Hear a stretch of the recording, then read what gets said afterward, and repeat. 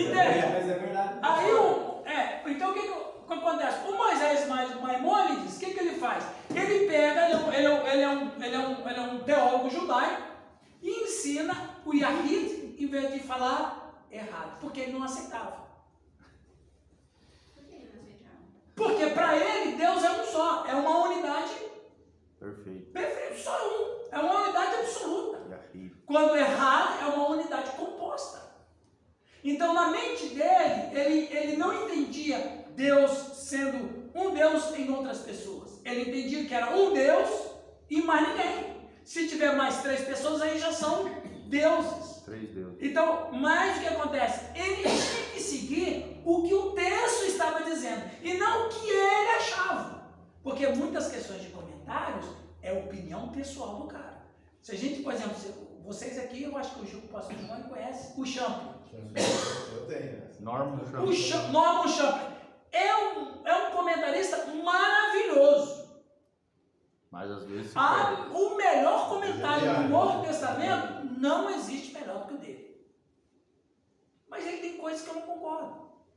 Ele crê na salvação depois da morte. Universalista, né? Ele é universalista. Na pré-existência da alma. Ele é meio platônico na pré-existência da alma.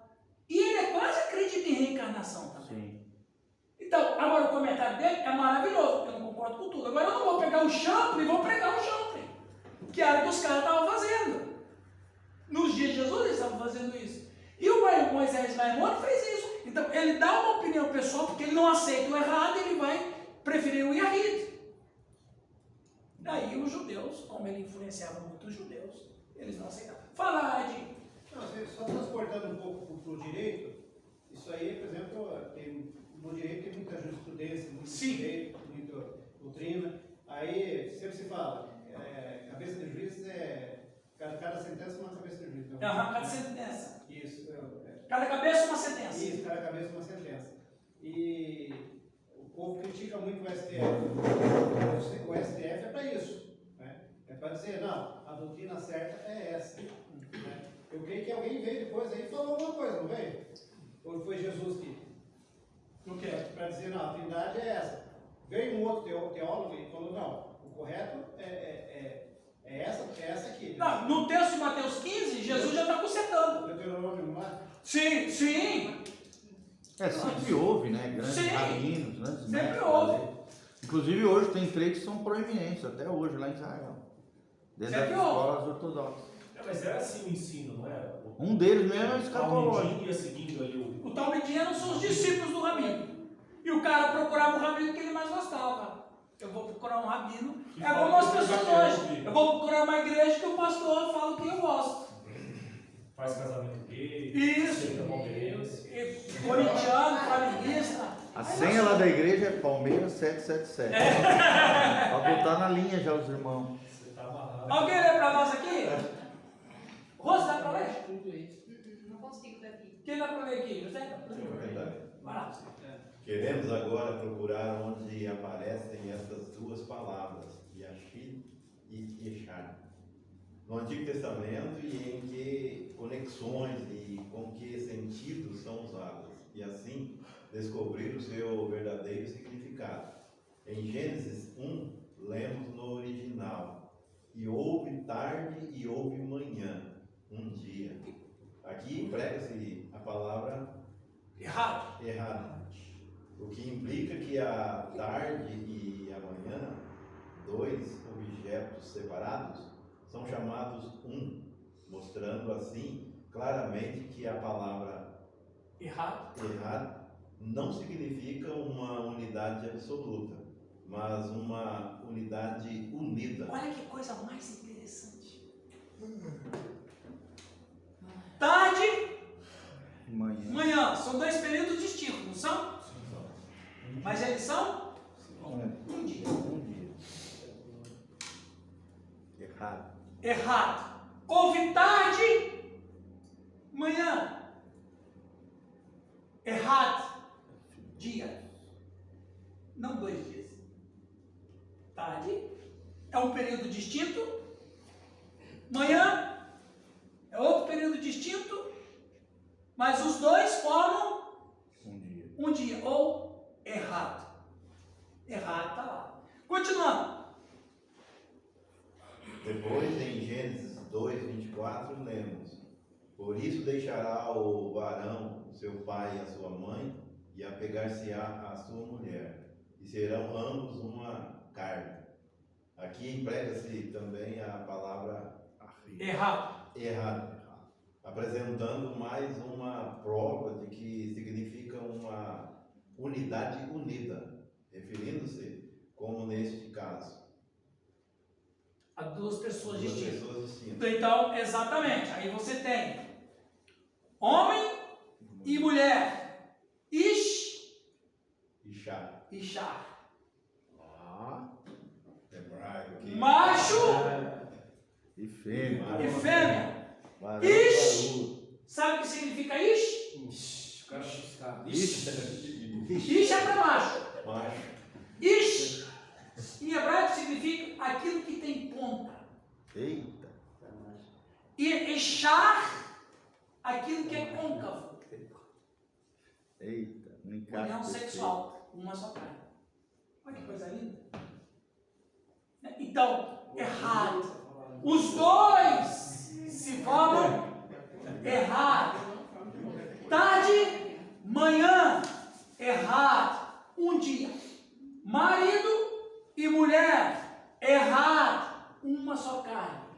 Pai, Filho, Espírito Santo, errado. Um só Deus. Eita Deus. Alguém pode dizer um aleluia? Aleluia. Fala que você quer, eu não vendo que você quer falar em língua, solta esse pentecostal que está dentro de você. Faltou Eu língua ligo- aqui para eu ligo pro chorar. Reinaldo que é batista, não, porque ele é pentecostal também. Enrustido. Sai desse guarda-roupa, Renato. Ah, ele quer sair pudim. Não, tá no carro. Aleluia! Vamos esperar esse pudim, hein? Sobremesa. Só faz propaganda. Ok? Percebe que o princípio da Trindade está desde a raiz, da etimologia. Né? Vamos adiante.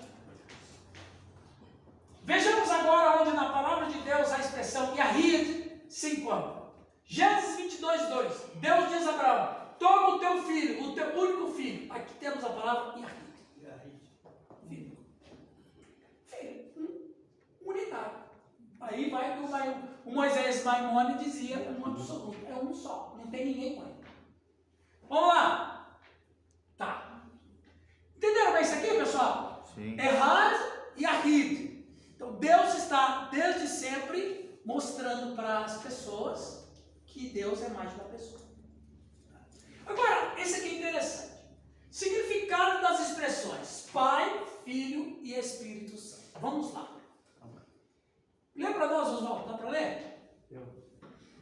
Para a maneira de pensar ocidental, as expressões Pai, Filho e Espírito Santo possuem, por um lado, a ideia de fonte de ser superioridade e, por um outro lado, subordinação e dependência. Ponto. Veja, esse aqui é uma coisa importante para vocês botarem na mente, viu? Qual é a ideia que a gente tem de pai, filho, pai, esposa, marido, pai, mãe, filho? Nós temos a ideia de subordinação, de hierarquia. Pai manda, a mãe apoia, filho obedece. A mãe manda, pai apoia, filho obedece. Essa é a ideia ocidental de pai, mãe e filho. Mas, e no pensar teológico? Continua, Oswaldo. Porém, em linguagem teológica, usa-se no sentido semítico ou oriental de identidade de natureza.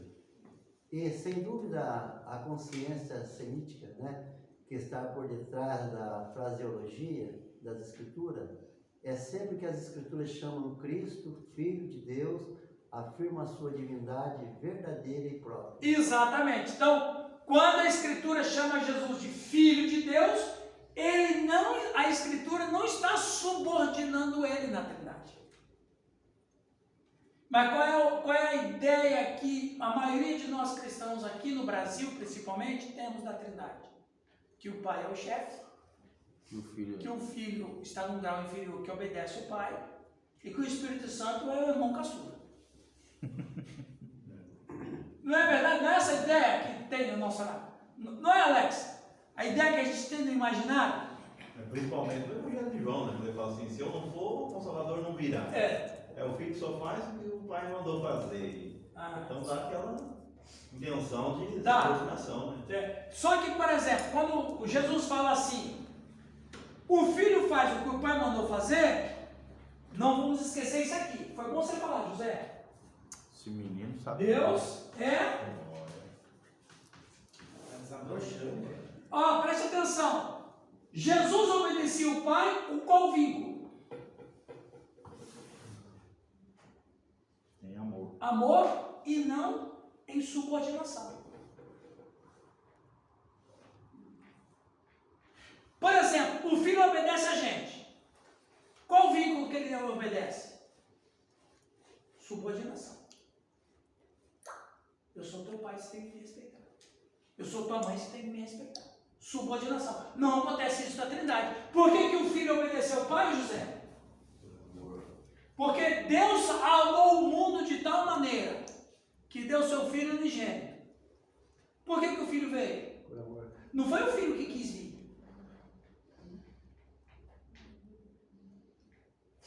Presta atenção.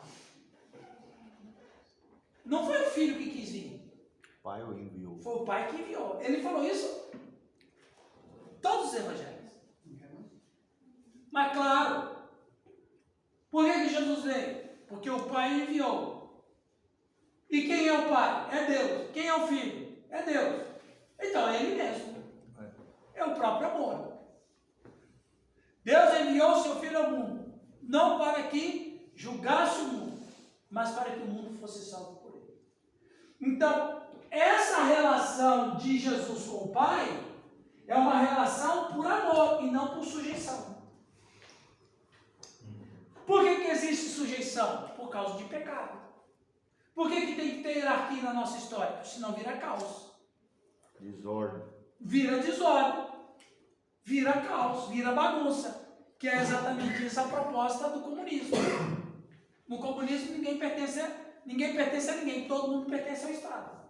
Aí vira bagunça. É a mãe, né, do indivíduo. Exatamente. Acabou. Vira desordem. Então, na Trindade não tem desordem nem tem pecado. Por quê? Porque a Trindade é santa perfeita. Então, como é que elas convivem? Elas convivem na esfera do amor. Não tem subordinação, não tem sujeição, não tem submissão. O que tem é amor. Ok? Então, é uma maneira diferente. Quando Jesus, por exemplo... E que deveria ser as relações humanas, né? Deveria ser. Quando Jesus chega... Por exemplo, exato, quando Jesus chega e fala, quando Pilatos fica sabendo que Jesus se chama de Filho de Deus, qual é a ideia que Pilatos tem de Jesus naquela hora? Que ele tem a mesma essência de Deus. Tem a mesma essência de Deus. Não é? Os judeus também pensavam isso. Porque os judeus, qual é o problema do sujeito dizer que é filho de Deus? Porque na concepção oriental, filho de Deus é da mesma essência de Deus. É uma extensão do próprio É uma pai. extensão do próprio Pai. Na cultura da divindade pagã também tinha esse princípio. Porque na verdade tudo desemboca em Deus. Aí o que Pilatos faz? Lava as mãos. O que é esse lavar as mãos? Ele diz o que? Estou livre do sangue desse justo. Ele fala para quem? Para o Deus que é pai desse Jesus aí. Ele falou assim, porque na concepção de um romano, ai se alguém ferir um filho de Deus. Esse Deus vai vir com fúria contra ele. Então ele está dizendo para o Deus, para o pai desse Cristo aí, eu não tenho culpa, tá? Não tem nada a ver. Né? Eu não tenho nada, não venha me punir. Ok? Então, a ideia de filho é da mesma essência. Diz o Eusébio de Cesareia, se eu não me engano, ele disse que Pilatos, enquanto viveu, ele teve um transtorno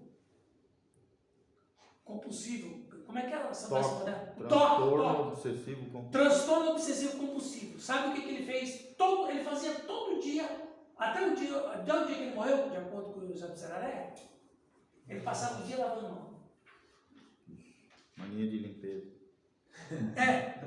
No caso, mania de limpeza, o toque hoje é mania de limpeza, mas o dele não era limpeza, né? O dele era ser absolvido num possível tribunal divino. Uma neura. Virou uma neura. É como se ele estivesse todo dia dizendo para Deus, eu não tenho culpa, eu não tenho culpa, eu não tenho culpa, eu não tenho culpa. Você imagina quando Jesus morre, dá um terremoto, você acha que Pilatos vai preparar a cama? Mortos ressuscitam. Os mortos, os caras ressuscitam, tem um terremoto. O que você acha que Pilatos fez? O texto não fala que não importa, mas vamos imaginar, todo dia. Isso segundo José de Cesaré. Pode ser verdade, pode ser. Ele falou, é um dado histórico. É um dos pais da igreja. E é um dos pais da igreja, a fonte de história da igreja é ele. E, inclusive esteve presente no Concílio de Nicéia em 325. Então veja, essa ideia de Pai, Filho e Espírito Santo não é a ideia que o Newton está culturado. Não é a ideia que eu estou culturado. E então, eu vejo, Renato, que a igreja evangélica brasileira não tem uma noção clara da Trindade. Crê na Trindade, mas crê assim meio nebuloso. Você pergunta para qualquer cristão, ele vai dizer, eu creio na Trindade. Então, mas algumas coisas não fecham. Essa sujeição da Trindade não existe. Mas na mente nossa, pode ser que exista por causa da nossa cultura. Não? Continuando. Quem lê? Giovanni, lê para nós. A expressão filho aplica-se a Cristo, não apenas como um título oficial em ligação com a obra de redenção, nem por causa da sua encarnação ou nascimento sobrenatural, nem ainda por causa da sua ressurreição, embora em respeito a estas ele seja proeminente o Filho de Deus, mas fundamentalmente para designar uma relação trinitariana inerente. Exatamente. Então, a expressão filho aplica-se a Cristo não por um título oficial, mas por causa da relação trinitariamente inerente. É como se fosse assim, ele não tem como você desconectar o Filho do Pai e do Espírito Santo. Não tem como a gente separar os três, não tem como a gente colocar a Trindade aqui, ó. Não tem nem como colocar a Trindade aqui, porque aqui tem subordinação. Pai está aqui em cima e os dois inferiores. Como a base, né? Como a base. Também a imagem da Trindade como triângulo está errada, como a imagem de uma Trindade subordinada está errada. Ou seja, nossa maneira de crer precisa mudar. Nós temos que pensar na Trindade assim. Ou seja, os três são iguais, Mas convergem entre si. e eles se convergem entre si. A gente vai falar na última aula, vamos falar da pericorese, e vamos falar da pericorese cristológica também, muito interessante. Vamos falar da pericorese, né, como a doutrina do século VII, né, com João Damasceno, e vamos falar da pericorese cristológica, que é muito interessante. Então, a mentalidade nossa tem que ser diferente em relação à Trindade. Então, quando a Bíblia fala Pai, Filho e Espírito Santo, eu tenho que desligar de Pai, Mãe e Filhos. Eu tenho que vê-los, Pai, Filho e Espírito Santo, uma Trindade única, densa e que não há nenhum tipo de sujeição entre si. Continuando. Por exemplo, lembra para nós ali, dá para ler, cara? Dá. Por exemplo, em Hebreus 1, de 5 a 8, o autor apresenta a superioridade de Cristo como pessoa divina. Sendo divino, ou seja, sendo Deus, a expressa imagem do Deus invisível, ele é chamado Filho de Deus, o que significa exatamente o mesmo. Veio ao mundo como filho e, como tal, existe desde a eternidade. Sendo o Filho aquele por quem os mundos foram criados e o herdeiro de todas as herdeiro coisas. de todas as coisas, o mesmo autor declara que ele é Deus e que reina Você vai ler, lembra que nós fizemos a nossa devocional da última aula do Apocalipse, capítulo 5?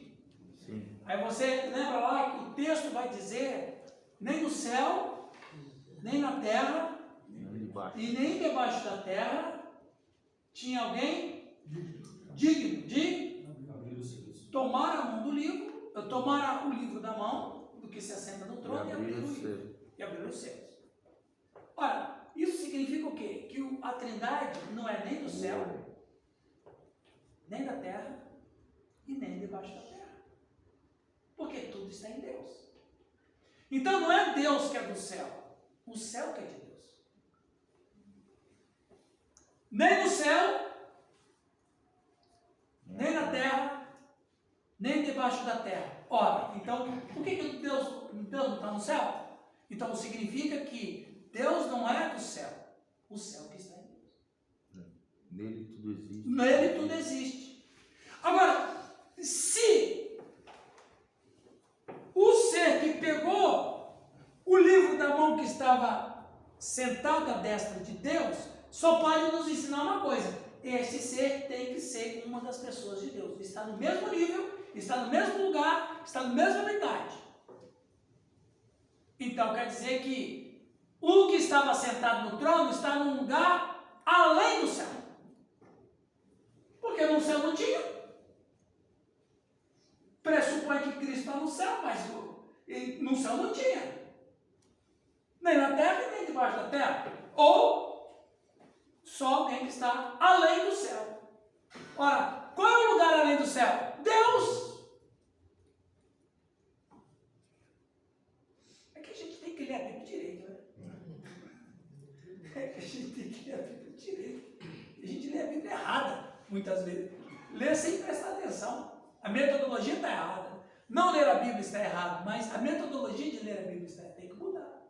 Então, o filho, se ele pôde pegar o livro da mão que estava sentado no trono, logo ele é da mesma essência de quem está no trono. É lógico. Então, a nossa mentalidade sobre a Trindade tem que ser convertida. Eu tenho que entender que quando eu falo da Trindade, eu estou falando de três pessoas que são do mesmo nível e da mesma essência. Não tem diferença entre eles e não tem sujeição entre eles.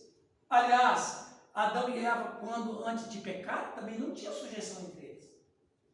A sujeição veio depois. O seu desejo será para com o teu marido e ele te governará. Ele tem sujeição, porque teve pecado. Se não tiver subordinação, vira caos.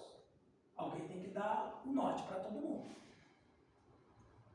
Então a Trindade é assim. Perguntas, comentários? Esteja à vontade, meus irmãos. Eu gosto da definição do Warren, né, que ele diz, são três pessoas distintas, todas elas são plenamente Deus e há um só Deus. E há uma só, são plenamente Deus. Esse é o resumo da doutrina da Trindade, segundo Warren. Né? Veja bem, Giovanni, essa definição é correta, mas essas definições da Trindade que a teologia oferece, e que é isso mesmo, elas têm que ser convertidas na nossa mente. Sim. Porque na prática, a gente está devendo para a Trindade. Na prática. Sim. A gente olha, por exemplo, é um problema do gnosticismo. O gnosticismo vai dizer... O gnosticismo vai dizer que um Deus inferior construiu esse mundo, que é o demiurgo. Demiurgo significa artesão. Então, o demiurgo, que é um Deus inferior, e no gnosticismo era o Cristo. Então, você tem o Deus Pai, que é perfeito e santo, aí tem o Filho, que é o demiurgo que criou o mundo e consequentemente criou o mal. Então veja, a gente tem que ter cuidado, gente. Nós não podemos ter a separação entre a Trindade. Ela é una. Vamos ler outra vez o nosso irmão Benjamin Barfield. O que fica por detrás da concepção de filiação em linguagem bíblica é simplesmente semelhança.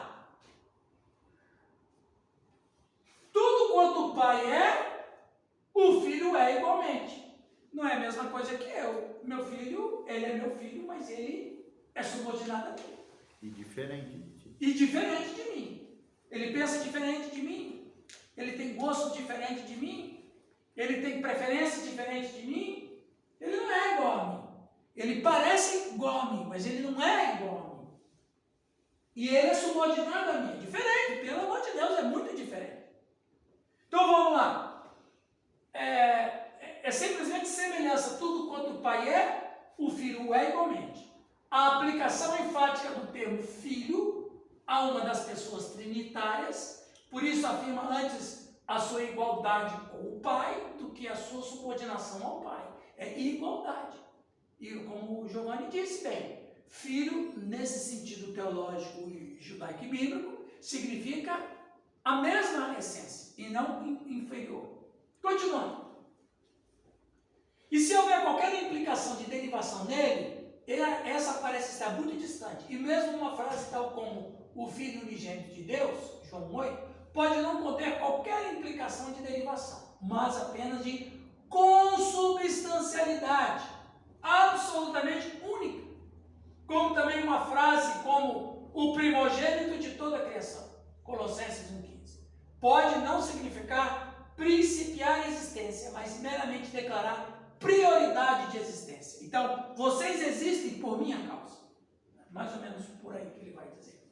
Alguém lê para nós esse slide aqui, por favor? Estamos terminando, viu, gente? Verificamos assim que a ideia divina e original de paternidade, de filiação, é a identidade de natureza. Na divindade, isso significa, claro, uma relação puramente espiritual. E está de acordo com a transcendência de Deus.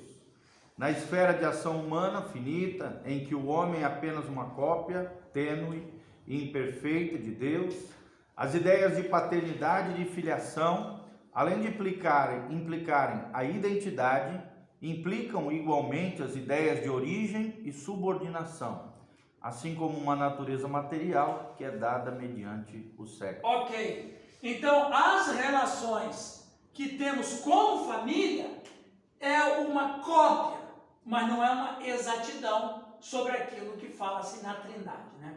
As expressões pai e filho não são de modo algum adequadas para exprimir a relação plena que existe entre a primeira e a segunda pessoa da Trindade. São, no entanto, as melhores que temos. Não tem outra maneira melhor de identificar a Trindade do que a gente pôr como princípio de família. Porque assim como a Trindade de Deus é uma família, ele cria um homem à sua imagem e semelhança, cria outra família, só que a família divina não foi contaminada pelo pecado, que nós somos contaminados pelo pecado. Então, são usadas nas Escrituras e além de exprimir a ideia de identidade de natureza, são recíprocas, exprimindo as ideias de amor, afeição, confiança, honra, unidade e harmonia, ideias de carinho e de preciosidade. Quando ouvimos dizer que Deus deu o seu Filho para a redenção do mundo, somos levados a compreender que a situação era, até certo ponto, análoga à de um pai humano que dá o seu filho para o serviço missionário. Parece assim. Mas na verdade não é assim, porque o filho veio em ordem, em mandato do pai, mas um cumprimento por amor e não por subordinação. E para falar do Espírito Santo, faltam 2 slides, e da mesma maneira, a terceira pessoa da Trindade, possuindo a mesma substância vital e sendo igual ao Pai e ao Filho, em poder e glória, chama-se Espírito Santo. Na qualidade de poder executivo, onipresente da Trindade, imaterial e invisível, ele é o Espírito no sentido mais verdadeiro da palavra. Chama-se Espírito Santo porque é absolutamente santo por sua própria natureza e é a fonte e a causa da santidade nas Escrituras. Nas criaturas. Obrigado. Existe uma discussão muito grande que chama-se cessacionismo. Vixe. só brincando. Você crê no sensacionismo? Não, Não, se você crê, eu vou respeitar. Tá amarrado. Queima, Deus. Quem já ouviu falar do sensacionismo? Não é sensacionalismo, cara. É sensacionismo. Já, Del? Não. Já, Oswaldo? Já, né? Renato?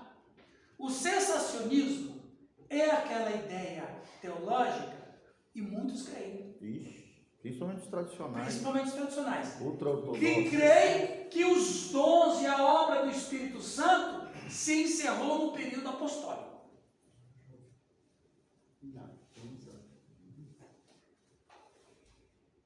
Então, agora, não vou nem dizer os tradicionais, né? Os ultra-tradicionais. Porque tem uns tradicionais que não acreditam. São os ultra. Os ultra-tradicionais não acreditam que os dons do Espírito Santo existem hoje em dia. Então, quer dizer, se o camarada... Eu respeito até chegar um arianista aqui, eu vou respeitar a ideia dele. Não, Jesus não é Deus, ele era filho de Deus. Você sabe que os modernos arianos, quem são? Os TJ. TJ e também aquele Voz da Verdade. Não, os unicistas em geral, Unicistas. né? Mormon e tal. Então eu cheguei, não, Jesus, ok, eu vou ouvir e vou respeitar. Mas, o que crê no sensacionismo tem problema com a Trindade. Uma vez um pastor, eu fui pregar no Moarama, tem uns... Casa da Rocha? Eu vou na casa, Não é CB, casa não é da CB. Rocha. Não, casa da Rocha não, casa da Rocha não. Lá é crente, lá Na é casa da Rocha, lá pega fogo o crente. Lá negócio. pega fogo. Eu fui pregar numa outra igreja e o pastor lá é sensacionista aí. Eu nem conhecia ele. Primeira Igreja Batista. Nossa, não. IPI. Rapaz do céu. Ó, eu vou dizer o milagre, mas não pode ser o santo. Aí nós fomos almoçar, beleza, pererê, parará, É o conversa irmão- sempre agradável. o irmão E o Graça e camarada me veio com conversa teológica. E ele me colocou contra a parede. Ele disse assim, ele era um pastor assim, grandão, bem durão mesmo, sabe? Aquele pastor assim que não dá um sorriso. Aí, eu fiquei sabendo depois que ele já mudou de Moarama. Ele disse assim para mim, pastor, você é professor de seminário, eu não creio que os dons espirituais existem, eu sou sensacionista.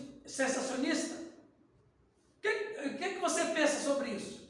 Quer dizer, o camarada já deu a posição dele, Já disse que não acredita. já disse que não acredita, e ele me faz uma pergunta como quem disse, você tem que concordar comigo. Está quase igual o texto da César de hoje de manhã. Exatamente. Aí eu falei bem assim, pastora, enquanto tiver igreja, ela tem o Espírito Santo. O Espírito Santo existe para a sustentação e manutenção da igreja. Sem o Espírito Santo não existe igreja.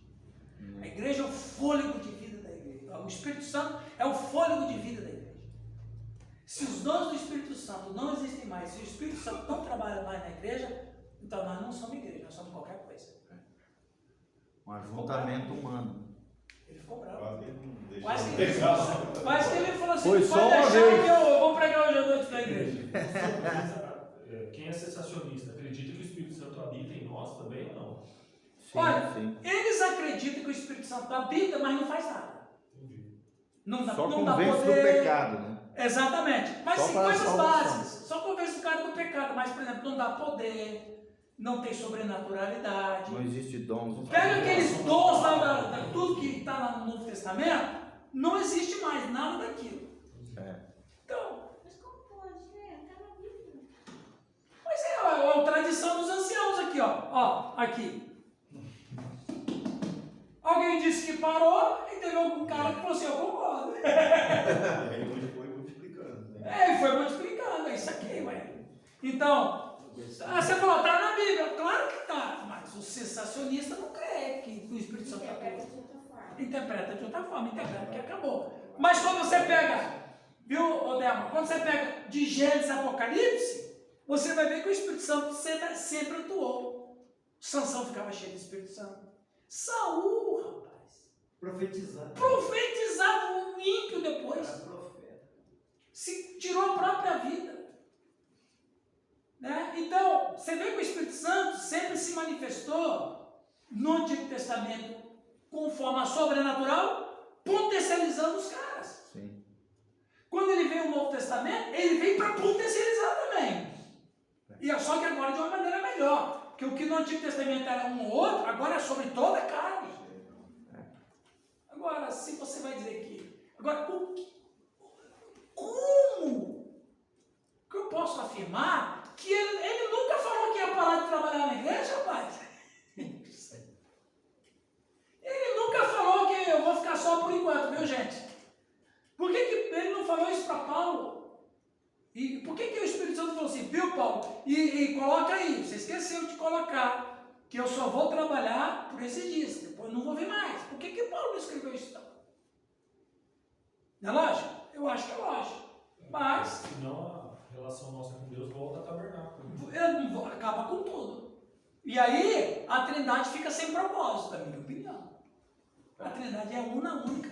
Una com Deus e com propósito. Amém, pessoal? O que tem agora? O fim chegou, aleluia. Eu vou passar esses slides do grupo.